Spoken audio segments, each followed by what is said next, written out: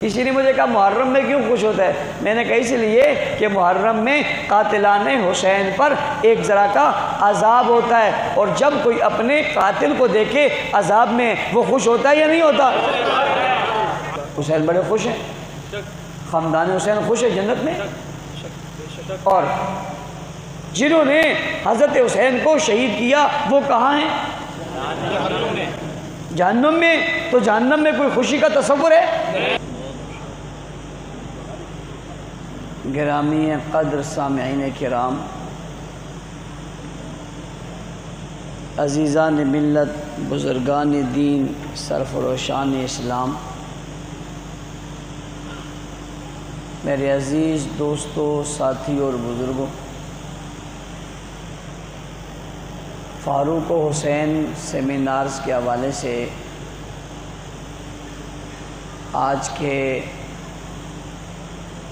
اس خوبصورت تقریب میں آپ حضرات سے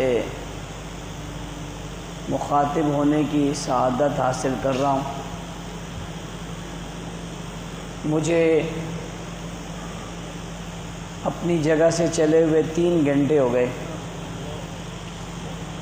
مسلسل ایک روڈ سے دوسرے سے تیسرے سے جدھر بھی گئے ٹریفک جام ہی ملا، یہاں تک کہ ہمارے میزبانوں کو شبہ ہو گیا کہ پتہ نہیں یہ روڈ پر ہیں یا گھر پر ہیں۔ ہم نے گاڑی کے بڑے سائرن بجائے، ان کو بتایا کہ نہیں ہم روڈ پر ہیں۔ آپ کے ضلع کے صدر مولانا عبدالرافع شاہ صاحب بخاری دامت برکاتہم العالیہ نے کہا کہ نہیں یہ کیسا ہے اور کون سا، آپ یہاں کہاں پہنچ گئے؟ اتفاق سے وہاں سے ایک ساتھی جا رہا تھا، وہ مجھ سے ملنے آ گیا۔ میں نے کہا آپ مولانا کو سمجھاؤ، تو اس نے کہا تو ان کے پاس کیا کر رہا ہے؟ اس نے کہا میں ان کے پاس کچھ نہیں کر رہا، یہ میرے پاس روڈ پہ کھڑے ہیں اور یہاں ٹریفک سارا جام ہے اور کوئی راستہ نہیں ہے۔ شاہ لطیف ٹاؤن سے ہم چلے اور شاہ فیصل کالونی تک جو چوک بند آتا ہم آگے چلے جاتے۔ واللہ عالم کیا مسئلہ تھا، سارے روڈ جام ہے۔ ہمارے ملک کی حالت یہ ہے کہ بارشوں نے سارے پول کھول دیے، ہمارے حکمرانوں کے، بلدیہ کے اور صوبائی حکومت کے اور قومی حکومت کے سارے پول ہی کھل گئے۔ جو روڈ بنے ہوئے تھے وہ پانی سے سارے بیٹھنے شروع ہو گئے، اور سیوریج کا نظام جو ہے وہ بند ہے، اور روڈوں پر جو ہے وہ ٹریفک کو چلنے کا راستہ ہی نہیں ہے، پل جو ہے وہ بیٹھ رہے ہیں۔ اللہ تعالیٰ رحم کرے ہم پر، آپ پر۔ اگر یہ بارشیں کچھ عرصہ اور ہو گئی تو پتہ نہیں یہ کراچی سارا ہی نہ بیٹھ جائے، اور یہ بھی اللہ تعالیٰ کی مرضی ہے۔ میرے بھی کافی سارے سال ہو گئے ہیں زندگی کے، 50 سال کے قریب ہونے والوں میں۔ میں نے بھی اپنی زندگی میں کراچی میں اتنی بارش کبھی نہیں دیکھی، بزرگوں میں سے کسی نے دیکھی ہو تو دیکھی ہو، میں نے نہیں دیکھی کہ اتنے تسلسل کے ساتھ اتنے عرصے تک بارش رہے۔ یہ پہلی مرتبہ یہ ہو رہا ہے۔ اللہ تعالیٰ اس شہر کی حفاظت فرمائے۔ ویسے ہمارے بزرگ کہتے تھے کہ دنیا سے 40 سال پہلے یہ کراچی ختم ہو جائے گا۔ کبھی کبھی بارش میں ڈرتا ہوں ایسا نہ ہو 40 سال ہمارے پہلے نہ، ہم کی پہلے نہ چلے جائیں۔ چلو سب کے ساتھ جانا تو آسان ہے، یہ پہلے جانا بڑا مسئلہ ہے۔ اللہ تعالیٰ ہم سب کی حفاظت فرمائے، اور اہلیان کراچی کی بھی حفاظت فرمائے، اہلیان پاکستان کی بھی حفاظت فرمائے۔ کل جو ہے وہ 14 اگست تھا، اور کل 14 اگست کو لوگوں نے جشن منایا۔ تو میں نے ان سے پوچھا کہ تم جشن کیوں منا رہے ہو؟ کہتے 14 اگست ہے۔ میں نے کہا تمہیں پتہ نہیں محرم ہے؟ تمہیں یہ پتہ نہیں محرم ہے؟ بھلا محرم میں بھی کبھی جشن ہوتا ہے؟ انہوں نے کہا جب آ جائے تو ہوتا ہے، نہ آئے تو نہیں ہوتا، آ جائے تو ہوتا ہے۔ میں نے کہا وہ کیسے؟ انہوں نے کہا 14 اگست آ گیا، اب محرم کا معنی ان کے مطابق غم منانا ہے، اور 14 اگست کا معنی خوشی منانا ہے۔ اب جو کچھ ہماری ذمہ داروں کے موجودگی میں ہوا، ہمارے وزیر اعظم صاحب اور دیگر افسران کی موجودگی میں جو کچھ ہو رہا تھا، یہ سب کیا محرم میں جائز ہے؟ تو آپ کا کیا خیال ہے، محرم کے علاوہ جائز ہے؟ یہ تو کسی طریقے سے ملک کی خدمت نہیں ہے اور نہ کوئی خوشی کا اظہار ہے۔ آپ حیران ہوں گے جو لوگ جو ہیں وہ اس وقت اس مارکے سے گزریں، اگر اس میں سے کوئی زندہ ہو اور وہ یہ دیکھ لے تو وہ خود مر جائے کہ ہم کس مشکلوں سے آئے اور ہم نے کتنی قربانیاں دی ہم نے کیسے لاشیں اٹھائے، ہم نے کیسے اسٹیشن عبور کی، ہم کس کس اسٹیشنوں پر کتنے ڈر سے رہے، کھانے کو کچھ نہیں تھا، پینے کو کچھ نہیں تھا، جنگلوں میں پھینک دیا، کسی کی بچی گم ہے تو کسی کی ماں گم ہے تو کسی کی بیگم گم ہے، کسی کا چھوٹا بچہ گم ہو گیا تو کسی کے ماں باپ گم ہو گئے۔ کتنی مشکل تھی اور کتنے مرحلوں سے گزر کر لوگ پاکستان میں پہنچے تھے، ان کی کیا حالت تھی، اور ہم اس پہ آج جشن منا رہے ہیں، ہماری کیفیت کیا ہے۔ اس لیے ہمیں یہ سوچنا چاہیے، ہمارے اندر مصیبت یہ ہے کہ ہم خوشی میں بھی حد سے گزر جاتے ہیں اور غم میں بھی حد سے گزر جاتے ہیں۔ ہم غم میں آتے ہیں تو ہم 1400 سالوں سے سینہ پیٹنا نہیں چھوڑتے، ہم خوشی میں آئے تو ہم 47 سالوں سے ناچنا نہیں چھوڑتے۔ بھائی یہ خوشی کی بھی ایک حدود ہے اور غمی کی بھی ایک حد ہے، اور یہ دونوں اللہ کے رسول صلی اللہ علیہ وسلم نے بتائی ہے۔ دیکھیں شریعت پورا جو ہے وہ پوری کی پوری ہے، اور انسانی زندگی میں کیسے گزرنی ہے یہ شریعت پوری رسول اللہ صلی اللہ علیہ وسلم نے بتائی ہے۔ دین پورا ہوا ہے، فرمایا الیوم اکملت لکم دینکم واتممت علیکم نعمتی ورضیت لکم الاسلام دینا۔ تمہارے لیے تمہارے دین کو مکمل کر دیا، دین مکمل ہو گیا، پسند ہو گیا، منتخب ہو گیا۔ اب ہم خوشی میں کیا کریں گے بھی دین میں موجود ہے، ہم غمی میں کیا کریں گے بھی دین میں موجود ہے۔ کبھی ہم خوشی میں جو ہے وہ سرحدیں توڑ دیتے ہیں، کبھی ہم جو ہے وہ غمی میں حدیں توڑ دیتے ہیں، ہم کسی جگہ پہ رہ نہیں سکتے۔ بھئی غم اور خوشی دونوں کا موقع رسول خدا صلی اللہ علیہ وسلم نے بتایا کہ ہمارے پاس عیدین نہیں ہے۔ کیا عیدین کے زمانے میں ہم نے کیا کیا؟ کیا ہمارے پاس فتوحات نہیں ہوئی؟ کیا مکہ مکرمہ فتح نہیں ہوا؟ کیا مکہ مکرمہ کی فتح میں ہم نے کیا کیا؟ کیا حضرت حمزہ شہید نہیں ہوئے؟ ہم نے شہادت پہ کیا کیا؟ کیا حضور کے زمانے میں بدر کے لوگ شہید نہیں ہوئے؟ شہادت پہ کیا ہوا؟ کیا حضور کے زمانے میں حنین میں لوگ شہید نہیں ہوئے؟ ان شہادتوں پہ کیا ہوا؟ 70 جو ہے وہ حفاظ کرام کو بلا کر ایک جگہ شہید کر دیا، ان پہ کیا ہوا؟ یہاں تک کہ حمزہ کے لاش کے ٹکڑے ہو گئے اور ٹکڑوں میں تقسیم ہو گئے، اس کے بعد کیا ہوا؟ یہ ساری چیزیں تو شریعت نے بتائی ہے اور ہمارے سامنے موجود ہے۔ اور حضور اکرم صلی اللہ علیہ وسلم نے فرمایا خیر امتی قرنی، سب سے بہترین امت میرے زمانے کی ہے، ثم الذین یلونہم ثم الذین یلونہم۔ دوسری جگہ فرمایا خیر القرون قرنی، سب سے بہتر زمانہ میرا ہے، اس کے بعد پھر اس کے بعد۔ یہ زمانہ کس کو کہتے ہیں؟ کسی نے کہا 40 سال قرن ہے، کسی نے کہا 80 سال قرن ہے، کسی نے کہا 100 سال قرن ہے۔ حضور کا زمانہ کون سا ہے؟ کہا جب تک کوئی صحابی زندہ ہے، آخری صحابی کے زندہ ہونے تک حضور کا زمانہ ہے۔ اور جب آخری صحابی زندہ تھے اور دنیا سے رخصت ہوئے تو 120 ہجری ہو گئی تھی، تو 120 ہجری تک سب سے بہترین زمانہ ہے۔ اس زمانے میں کیا تھا؟ جو تھا وہی شریعت ہے۔ اگلا زمانہ کتنے؟ ثم الذین یلونہم، کہتے ہیں 170 ہجری تک یہ تابعین کا زمانہ ہے۔ پھر اگلا زمانہ کہاں تک ہے؟ ثم الذین یلونہم، وہ کہاں تک ہے؟ تو فرمایا 220 ہجری تک یہ تبع تابعین کا زمانہ ہے۔ بھئی حضور کا زمانہ، تابعین کا زمانہ، تبع تابعین کا زمانہ، حضور کا دور، تابعین کا دور، تبع تابعین کا دور، یہ شریعت کے زیادہ قریب ہے یا ہم زیادہ قریب ہیں؟ وہ حضور کے زیادہ قریب ہیں یا ہم زیادہ قریب ہیں؟ ان نے دین زیادہ پڑھا یا ہم نے زیادہ پڑھا ہے؟ وہ اسلام کو زیادہ سمجھتے تھے، ہم زیادہ سمجھتے تھے؟ ان کے زمانے میں جو ہے وہ کربلا کا واقعہ ہوا یا ہمارے زمانے میں زیادہ قریب ہوا؟ وہ ان کو زیادہ جانتے تھے یا ہم انہیں زیادہ جانتے؟ ان کی محبت زیادہ تھی یا ہماری محبت زیادہ ہے؟ وہ ان کو زیادہ پہچانتے تھے یا ہم زیادہ پہچانتے؟ ان کا تعلق زیادہ تھا یا ہمارا زیادہ تھا؟ جس نسبت سے بھی آپ دیکھ لو، ان کا تعلق، ان کا محبت، ان کی پہچان ہم سے زیادہ تھی۔ جو انہوں نے کیا وہی دین ہے، جو نہیں کیا وہ بالکل دین نہیں ہے۔ وہ کوئی خوشی کی صورت میں کرے یا غمی کی صورت میں کرے، کرتا رہے۔ وہ رسم ہو سکتی ہے، رواج ہو سکتا ہے، جو ہے وہ بدعات ہو سکتی ہیں، رسومات ہو سکتی ہیں، زمانے کی برائیاں ہو سکتی ہیں، غلطیاں ہو سکتی ہیں، لیکن وہ دین ہو سکتا نہیں۔ یہ دین تو نہیں ہے کہ جو ہر زمانے میں، ہر دور میں بدلتا رہا۔ پہلے زمانے میں اور طرح تھا، پھر اور طرح ہو گیا، پھر اور طرح ہو گیا، کہ پہلے زمانے کے شہید کی شہادت پہ یوں کرو، پھر یوں کرو، پھر یوں کرو۔ بھائی 61 ہجری میں حضرت حسین رضی اللہ عنہ شہید ہوئے اور 120 ہجری تک تو آپ کا دور ہے، پھر 170 ہجری آ گئی، پھر 220 ہجری آ گئی۔ ان سب میں ائمہ کرام گزرے، ان سب میں بہترین لوگ گزرے، ان سب میں عظمتوں والے لوگ گزرے، اور شرافت میں اور دیانت میں اور امانت میں اور حیا میں اور وفا میں اور علم میں اور حمل میں زمانے کے لوگوں سے بہت آگے تھے۔ ان کا ایمان اور اسلام مکمل تھا۔ اگر یہ جو کچھ ہم کر رہے ہیں یہ شریعت ہے تو یہ تو انہوں نے نہیں کیا. اور اگر ایک آدمی نے شریعت کا کام ہی نہیں کیا، اس کے ایمان کو آپ کیا سمجھیں گے؟ وہ ایماندار ہے؟ وہ مومن ہے؟ آپ اسے کیا سمجھیں؟ وہ مومن نہیں ہو سکتا جس نے اگر اسلام کا کام چھوڑ دیا. اگر یہ اسلام ہوتا تو وہ ضرور کرتے، انہوں نے نہیں کیا، اس کا مطلب ہے یہ اسلام نہیں ہے. تو اتنی سی بات سمجھ میں نہیں آتی تو بڑی عام فہم سی بات ہے کہ بھئی جن لوگوں نے، جن کے سامنے مثال کے طور پہ کربلا کا واقعہ ہوا اور حضرت زین العابدین رحمۃ اللہ تعالی علیہ اس میں بچ گئے اور واپس آ گئے اور ان سے ان کی نسل چلی، تو انہوں نے کیا کیا؟ ان کا طریقہ کیا تھا؟ آزاداری کیسے کی ان نے؟ غم کیسے کیا ان نے؟ ماتم کیسے کیا ان نے؟ میدانوں یہ سب کچھ ان نے کب کیا اور کیسے کیا؟ اس کی کوئی تحریر موجود ہوگی، ان کی کوئی تقریر موجود ہوگی، ان کا کوئی نقشہ موجود ہوگا، ان کا کوئی جلوس موجود ہوگا، کچھ تو ہوگا نا. وہ کیوں نہیں بتاتے؟ وہ کیوں نہیں بتاتے؟ وہ بتاؤ.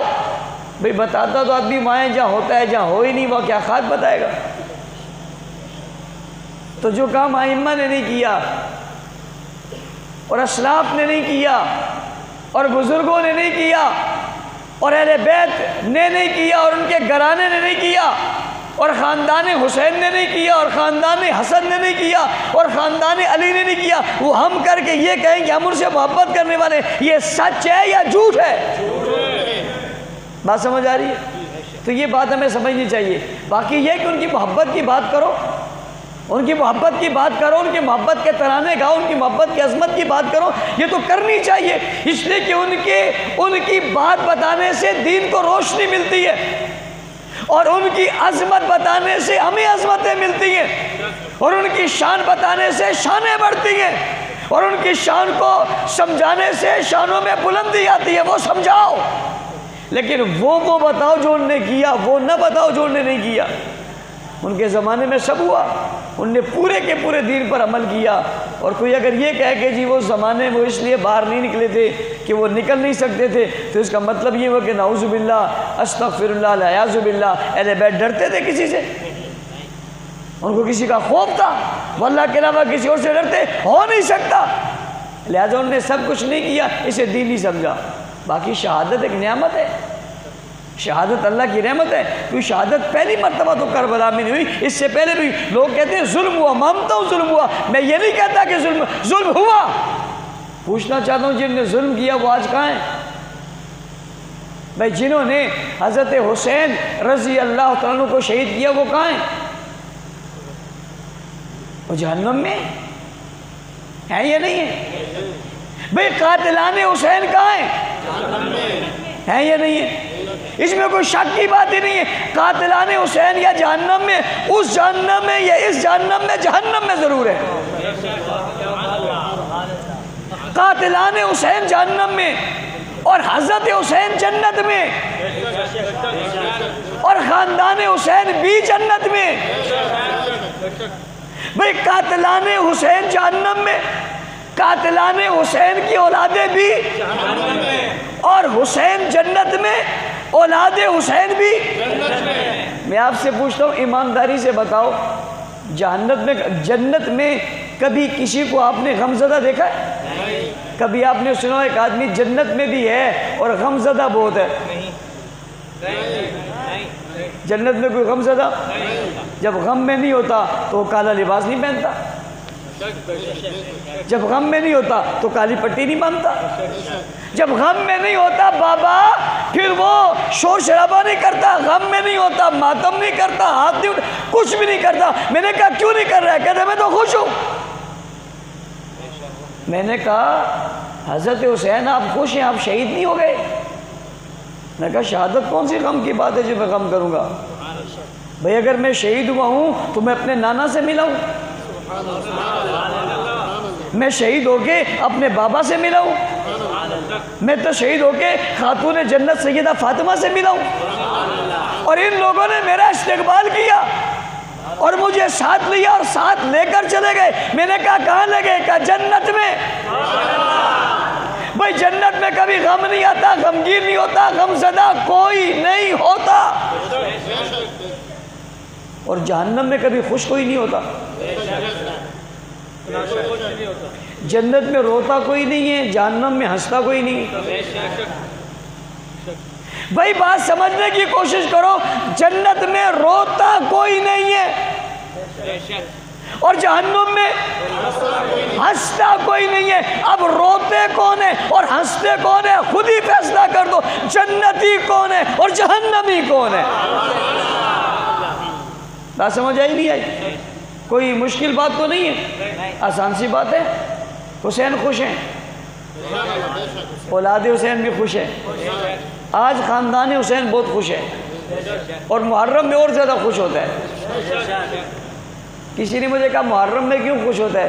میں نے کہا اس لیے کہ محرم میں قاتلان حسین پر ایک ذرا کا عذاب ہوتا ہے، اور جب کوئی اپنے قاتل کو دیکھے عذاب میں، وہ خوش ہوتا ہے یا نہیں ہوتا؟ حسین بڑے خوش ہیں، خاندان حسین خوش ہے جنت میں، اور جنہوں نے حضرت حسین کو شہید کیا وہ کہاں ہیں؟ جہنم میں۔ تو جہنم میں کوئی خوشی کا تصور ہے؟ وہ آگ پہ، آگ پہ، وہ ریمانڈ پہ، آجا میرے بالما تیرا انتظار ہے۔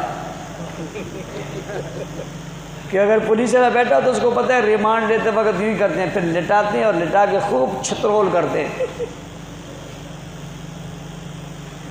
ہاں حسین بڑے ہیں بہت۔ باقی مجرموں کی چترول کوئی اور کرتا ہے، حسین کو قتل کرنے والوں کی چترول وہ خود کرتا ہے۔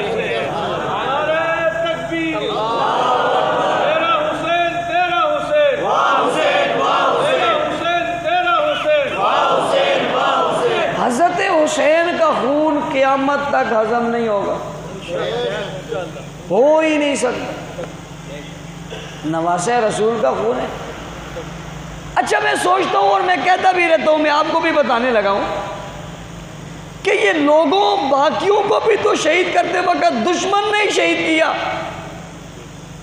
لیکن اس شہادت کے باوجود وہ آج کسی تکلیف میں نہیں ہے۔